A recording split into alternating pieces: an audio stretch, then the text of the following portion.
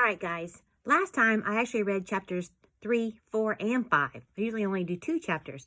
So here we go with chapter 6, called The Sleepover. Saturday afternoon, I picked up the phone and dialed. Hello? A voice answered. Is Ralphie there? Excuse me? The voice asked. It was Mr. Jordan. I tried again. Is Ralphie home? Please? All I heard was silence. Then I added, This is Jigsaw. Oh, that's much better, Jigsaw, Mr. Jordan said. Hold on, I'll get him for you. I told Ralphie it might be a good idea if Rags slept over too. He usually sleeps in my room, I said. He'd be scared without me. Ralphie was thrilled. He asked his father. Mr. Jordan said it was fine with him. I knew it would be. Ralphie's dad was a dog person. When we were on vacation in Florida, the Jordans watched Rags for a whole week, and they didn't even hate it. I took a bath and even used soap. My hair was washed and combed, and my socks were matching, and my underwear was clean. I was everything a detective should be, until I tried on my second-hand pants. Mom! I yelled down the stairs. I am not wearing Nick's old jeans. My mom climbed up the stairs muttering, What in the world are you talking about? She said. You look fine. She rolled up the pant legs. There, that's better. Mom, they're too baggy. I can't go to Ralphie's like this. I look like Shaggy on Scooby-Doo.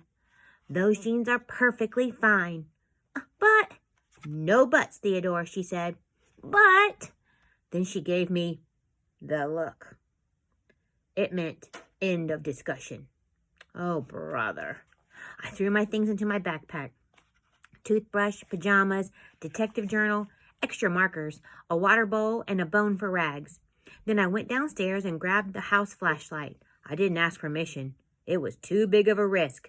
My mom might have said no. Ralphie and his brother Justin were playing catch in this front lawn. Justin Jordan was 15 years old. He was tall and strong, and he could run like the wind. He loved sports, any sport. Sometimes Justin teased us, but he was usually pretty nice for a teenager. Justin bent down and gave Rags a playful push.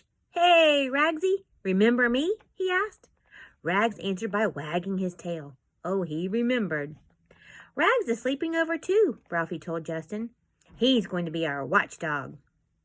Watchdog? For what? Said Justin.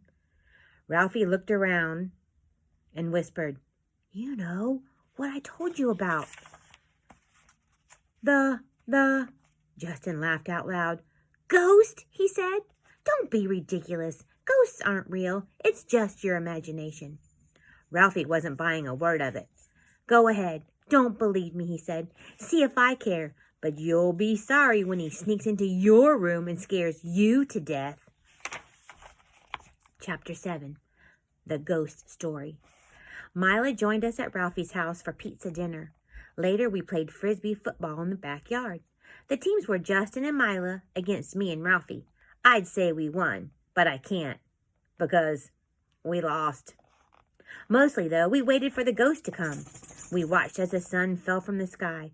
Long shadows filled the backyard. The wind started to blow. And like a woolly blanket, darkness wrapped all around us. Mr. Jordan came out onto the porch. Okay, kids, he said. It's getting late, and it looks like a storm is kicking up. Better come inside. Before Mila left, we went over the plan one more time. We were going to use flashlights to signal each other from the windows. 3 short flashes meant we were okay. 2 long flashes meant ellipsis, ... trouble. What do I do if it's 2 long flashes? Mila asked. Call the Ghostbusters, Ralphie joked. Nobody laughed. You'll think of something, I told her. Suddenly, the sky burst with rain. It poured. It rained cats and it rained dogs. It rained hippos and elephants, too. The rain got so bad, Mr. Jordan had to give Mila a ride home, even though she only lived around the corner. Mr. Jordan let us stay up and watch a video called Zombies Ate New Jersey. He even made popcorn for us. There wasn't much else to do after that but go into Ralphie's room and wait for the ghost. We laid our sleeping bags on the floor, and Rags curled up in the corner of the room. I'm not very sleepy, I said. Are you? Ralphie sat up with a smile. No way, Jose. Then there was a knock at the door. You guys still awake? It was Justin. He came into the room carrying a box. Any sign of that ghost? He asked. Not yet, Ralphie said. Justin sat cross-legged on the floor. He placed a box in front of him. Well, I hate to spoil your little sleepover, but there's no such thing as a ghost. Justin paused. Then he leaned forward and said, but if you want, I could tell you a spooky story. I looked at Ralphie. He nodded. Yes. Justin looked around the room and frowned. Nope, not dark enough, he said. He turned off one light and then another. I could barely see his face. Wait a minute, Ralphie said. He turned on my flashlight and pointed it away from us. Eerie shapes perched on the wall like a row of black crows. Once upon a time, Justin began. He spoke softly in a whisper. We leaned forward to hear. On this very spot, long, long ago, a man was killed. I felt Ralphie grab my wrist. I know this is true, Justin said, because I found this box when I was digging near an old willow tree. He put his hand on the box. But I'm sure you don't want me to open it, do you? Ralphie nodded again. Yes, he did. Nobody asked me. Justin reached over and turned off the flashlight. Suddenly, it was dark as a mummy's tomb.